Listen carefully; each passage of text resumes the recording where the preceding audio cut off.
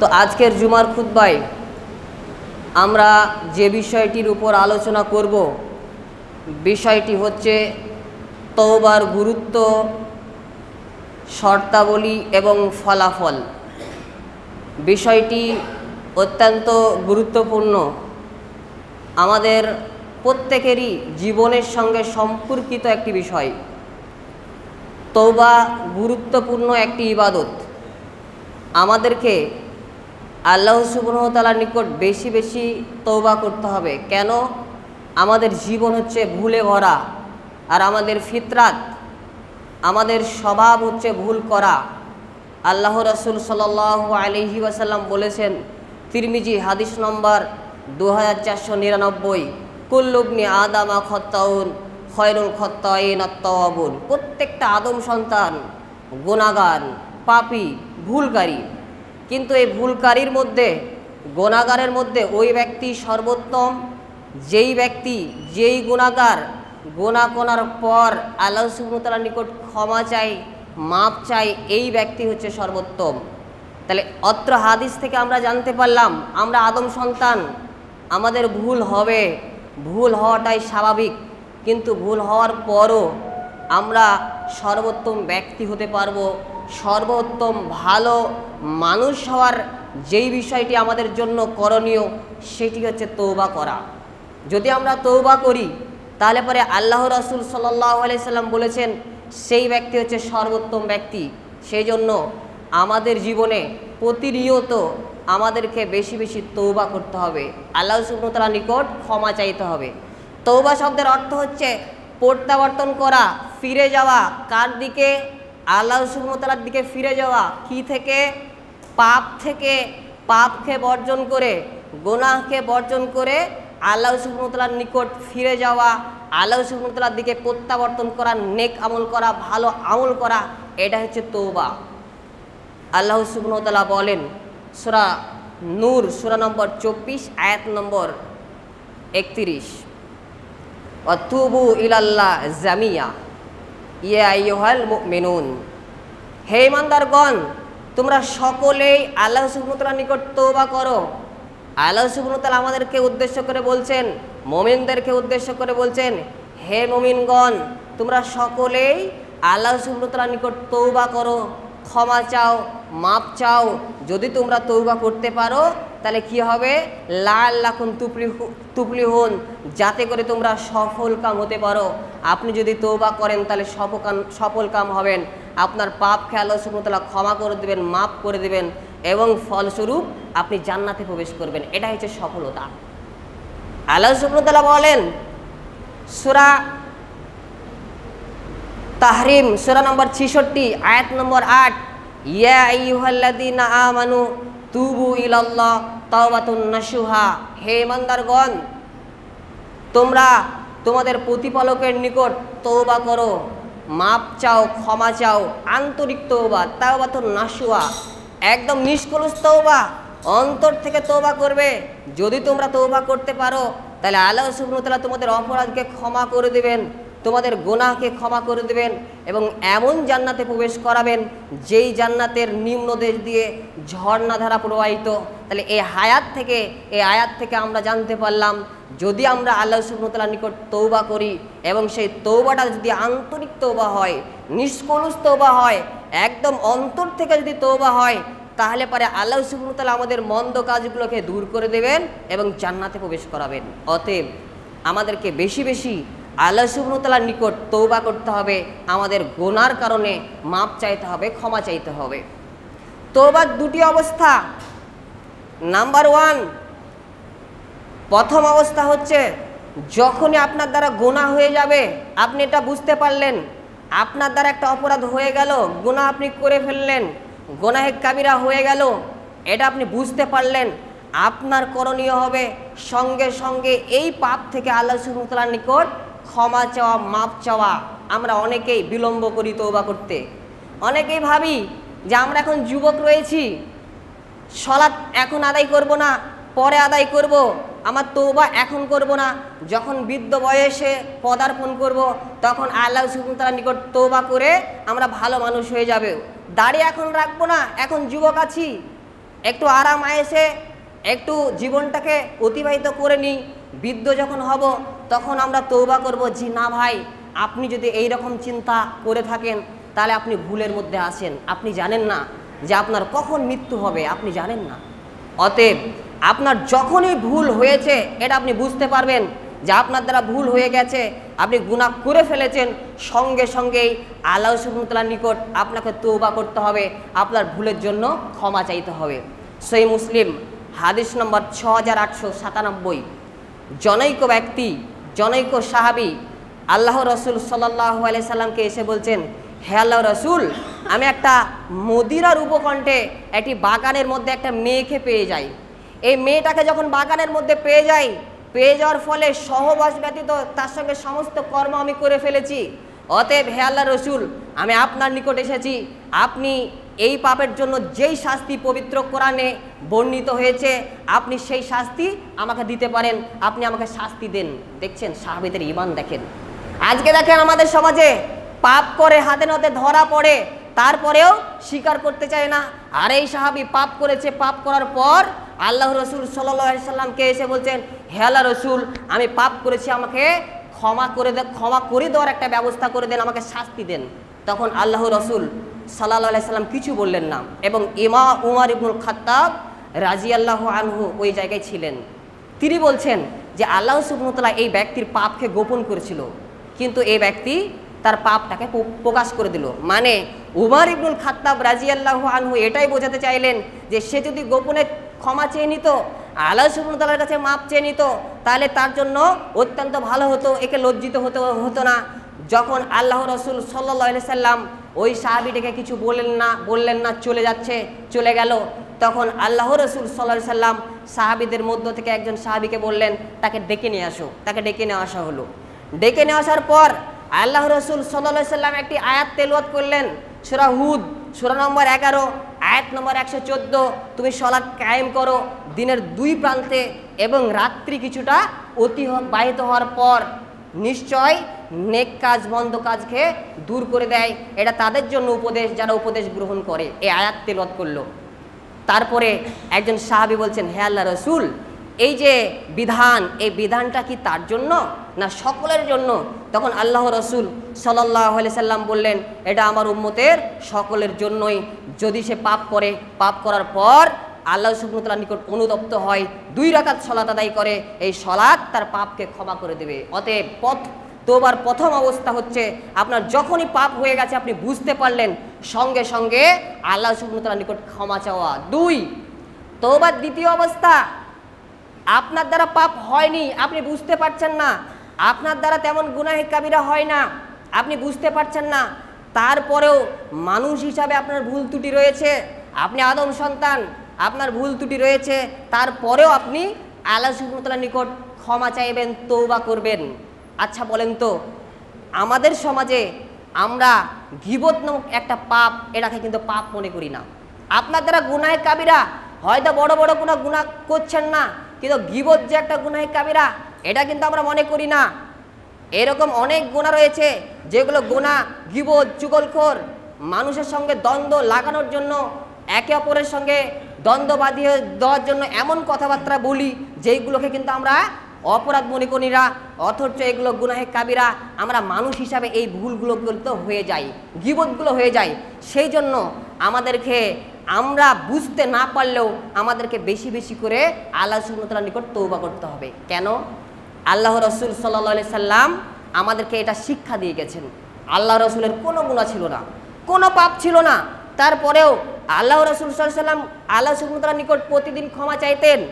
মিসকাত হাদিস নম্বর 2323 আল্লাহ রসুল সাল্লাল্লাহু আলাইহি সাল্লাম বলছেন, আমি প্রতিদিন কমপক্ষে 70 বার আল্লাহ সুবহানাহু ওয়া তাআলার নিকট ক্ষমা চাই, তওবা ইস্তেগফার করি।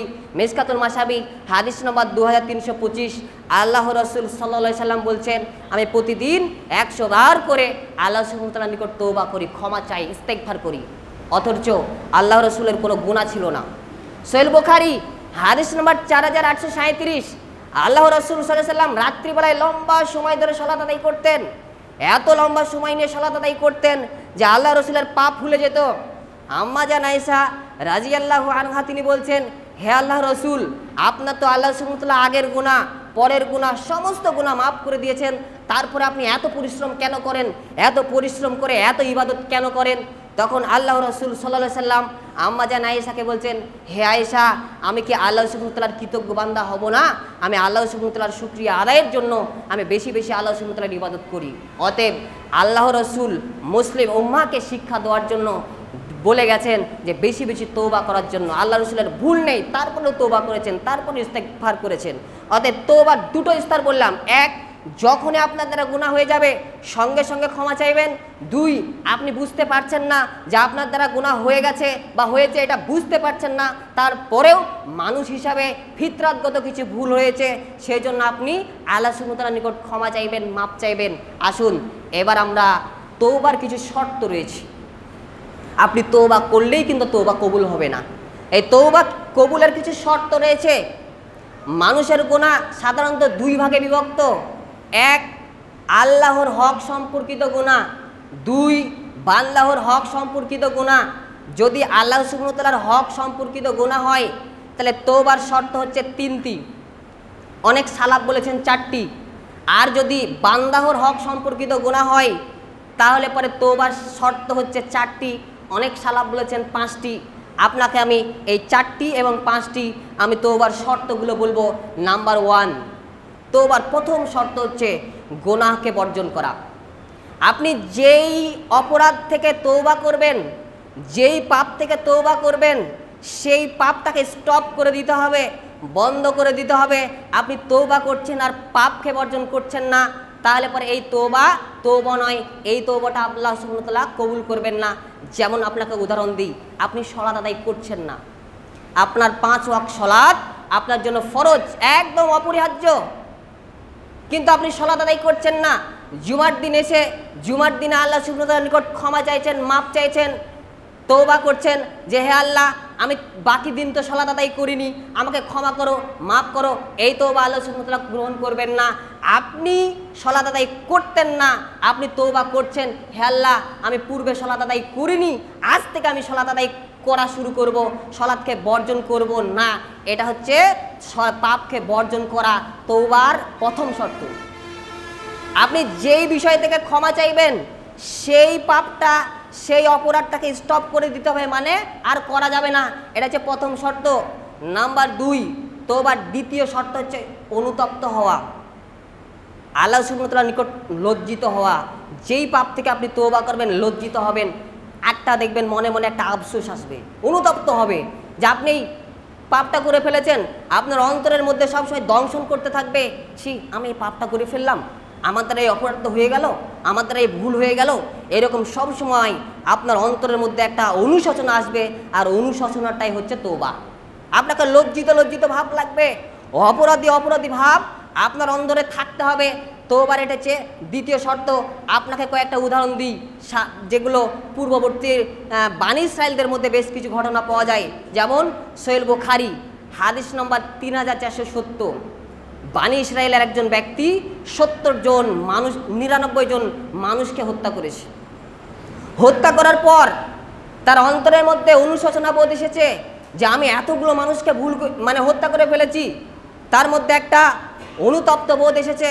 তখন সে ভাবছে যে এই যে আমি এত বড় গুনাহ করে ফেলেছি, 99 জন মানুষকে হত্যা করে ফেলেছি, এরপরেও আমার ক্ষমা হবে কি, আমার কি তওবা হবে?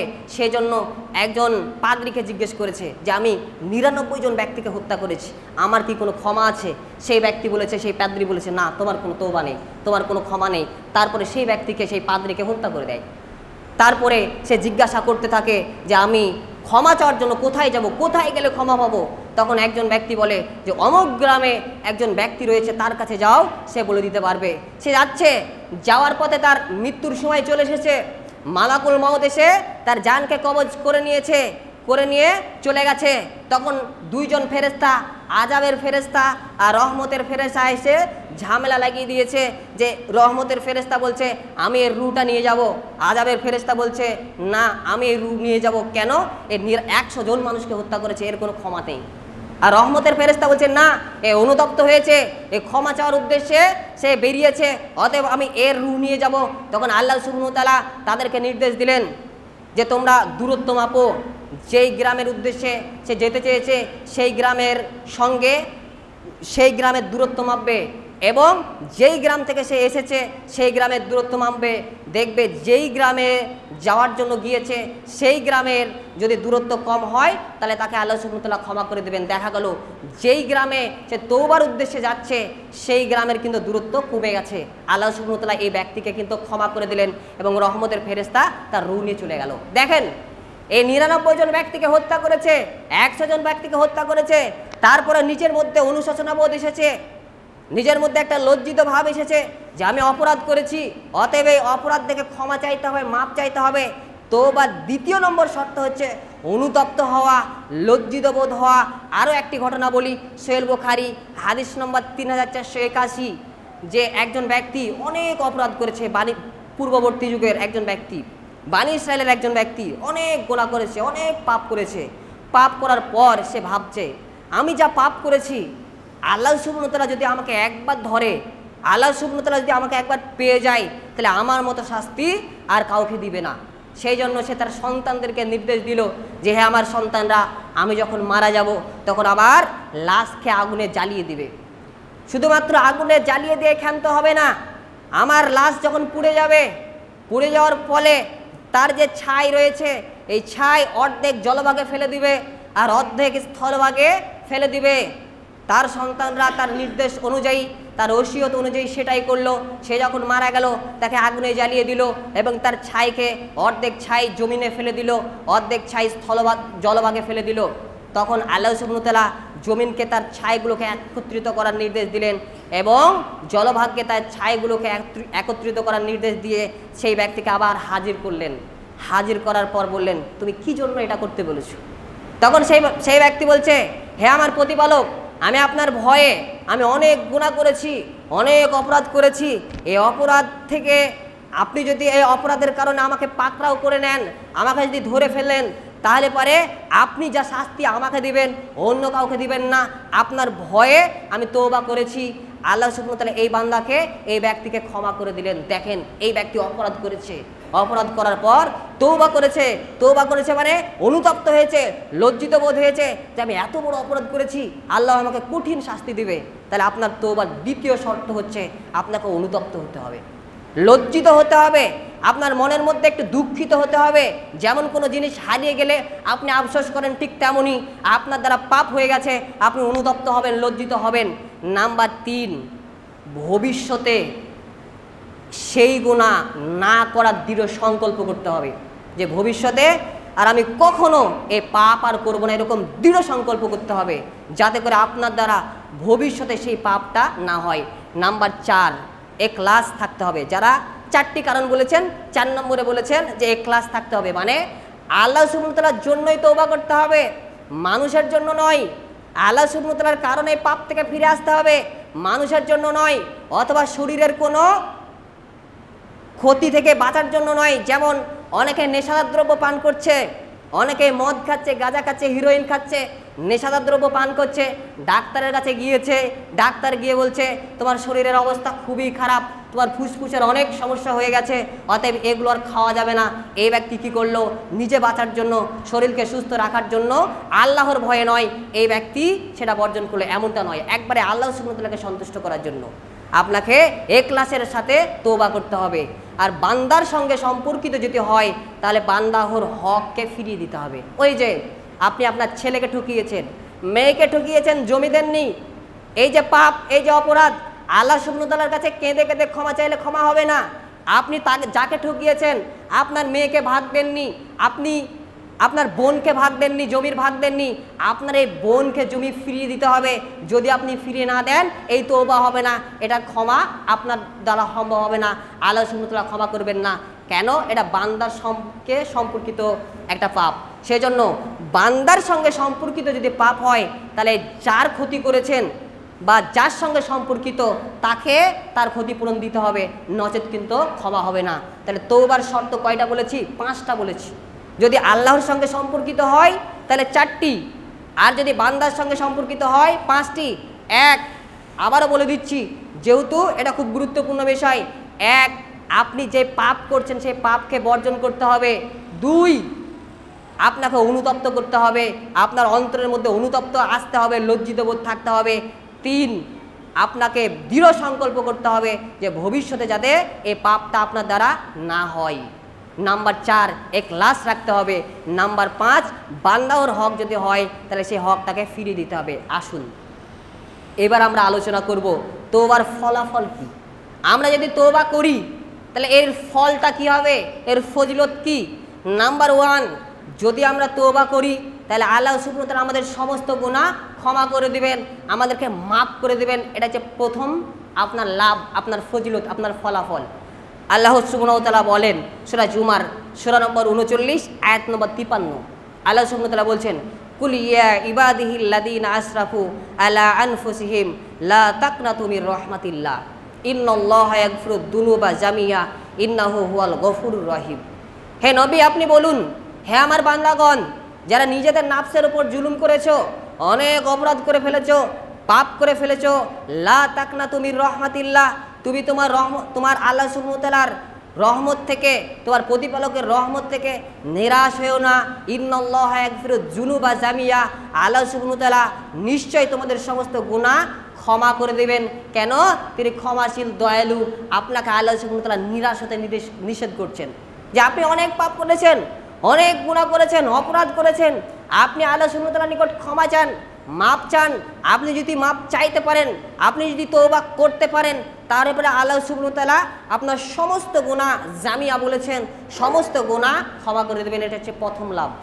মিশকাত হাদিস নম্বর 2336, তিরমিজি হাদিস নম্বর 3540, আল্লাহ রসুল সাল্লাল্লাহু আলাইহি সাল্লাম বলেছেন, আল্লাহ সুবহানাহু ওয়া তাআলা বলেন, মানে হাদিসে কুদসি, আল্লাহ সুবহানাহু ওয়া তাআলা বলেন, হে আদম সন্তান, তুমি যতদিন পর্যন্ত আমার নিকট ক্ষমা চাইবে এবং ক্ষমার আশা রাখবে যে আমি ক্ষমা করতে পারি, আমি তোমাকে ক্ষমা করব, এরকম আশা রাখবে এবং আমার নিকট ক্ষমা চাইবে, তাহলে পরে আমি তোমার সমস্ত গুনাহ ক্ষমা করে দিব। আমি ক্ষমার ব্যাপারে কারো পরোয়া করি না, আমি ক্ষমার ব্যাপারে কারো পরোয়া করি না। যদি তুমি আমার নিকট ক্ষমা চাও, মাপ চাও, তাহলে আমি সমস্ত গুনাহ মাফ করে দেবো। আমি ক্ষমার ব্যাপারে কারো পরোয়া করি না, কারো দিকে তাকাই না, তোমার পাপের দিকে তাকাই না। তোমার যত বড় পাপ হোক না কেন, তুমি যদি আমার নিকট ক্ষমা চাও, আমি তোমার সমস্ত গুনাহ ক্ষমা করে দিব।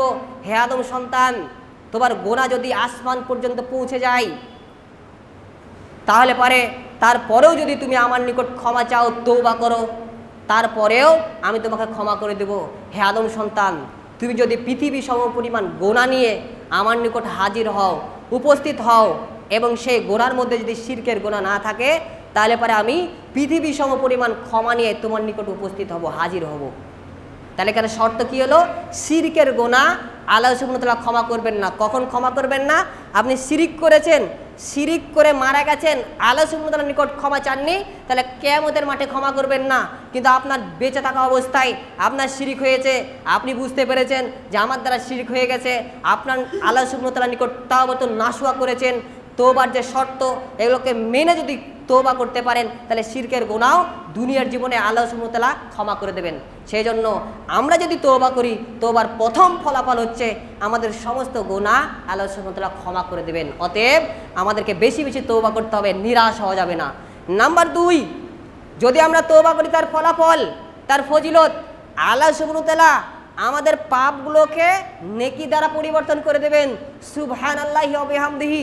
আপনি যেই বিষয়ে তওবা করবেন, ক্ষমা চাইবেন, আপনার যেই অপরাধটা হয়েছিল, এই অপরাধের যেই গুনাহটা হয়েছিল, আল্লাহ সুবহানাহু ওয়া তাআলা সেই গুনাহটা নেকি দ্বারা পরিবর্তন করে দেবেন। দলিল সূরা ফুরকান সূরা নম্বর 25 আয়াত নম্বর 70, আল্লাহ সুবহানাহু ওয়া তাআলা বলেন, ইল্লা মান তাবা ওয়া আমানা আমিলা আমালান সলিহা।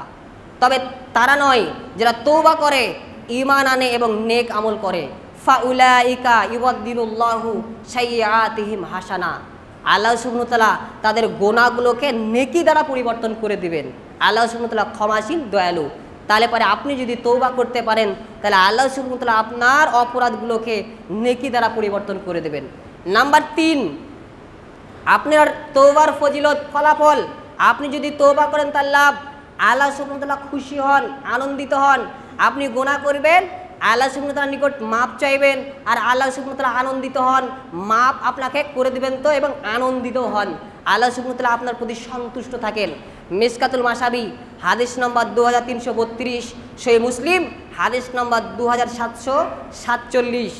আল্লাহ রাসূল সাল্লাল্লাহু আলাইহি সাল্লাম একটা উদাহরণ দিয়েছেন যে যখন কোনো বান্দা অপরাধ করলো, অপরাধ করার পর আল্লাহ সুবহানাহু ওয়া তাআলার নিকট তওবা করলো, ক্ষমা চাইলো, মাপ চাইলো, আল্লাহ সুবহানাহু ওয়া তাআলা এই বান্দার প্রতি অত্যন্ত খুশি হন, আনন্দিত হন। ওই ব্যক্তির মতো, তোমাদের মধ্য থেকে ওই ব্যক্তির মতো যে ব্যক্তি কোনো এক জায়গায় সফর করছে, মরুভূমি এলাকায় সফর করছে এবং তার কাছে রয়েছে একটা যান, একটা উট রয়েছে এবং এই উটের উপরে তার যাবতীয় প্রয়োজনীয় জিনিসপত্র রয়েছে, খাবার রয়েছে, পোশাক রয়েছে, এরকম তার সফরের যে সরঞ্জাম সমস্ত কিছু সেই উটের উপরে রয়েছে। এবং একটা সময় তার এই যানটা, এই যানবাহনটা, এই বাহনটা হারিয়ে গেল, তার কাছ থেকে চলে গেল, সে খুঁজে পাচ্ছে না। অনেক খোঁজাখুঁজি করলো, খোঁজাখুঁজি করার পর সে তার যানটাকে পেল না, সে তার বাহনটাকে পেল না। সে নিরাশ হয়ে যে একটা গাছের নিকট বসে পড়লো, হতাশ হয়ে গেল। হতাশ হয়ে যাওয়ার পর কিছুক্ষণ পর দেখছে সে ঘুমিয়ে গেছে। ঘুম থেকে জেগে উঠে দেখছে যে তার উটটা চলে এসেছে এবং তার যে সরঞ্জাম ছিল, তার যে প্রয়োজনীয় জিনিসপত্র ছিল সেগুলো তার সঙ্গেই রয়েছে।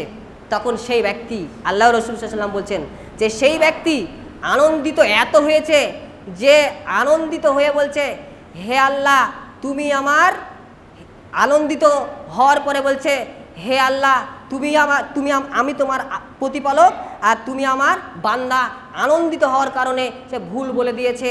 তো আল্লাহ রাসূল সাল্লাল্লাহু আলাইহি ওয়াসাল্লাম এই হাদিস দ্বারা, উদাহরণের মাধ্যমে এটাই বোঝাতে চেয়েছেন যে আমরা যদি ক্ষমা চাই, আমরা যদি আমাদের পাপ থেকে আল্লাহ সুবহানাহু ওয়া তাআলার নিকট তওবা করি, তাহলে আল্লাহ সুবহানাহু ওয়া তাআলা আমাদেরকে ক্ষমা করবেন এবং আমাদের প্রতি সন্তুষ্ট হবেন, খুশি হবেন, আনন্দিত হবে। আপনি একটা উদাহরণ দিলে বুঝবেন।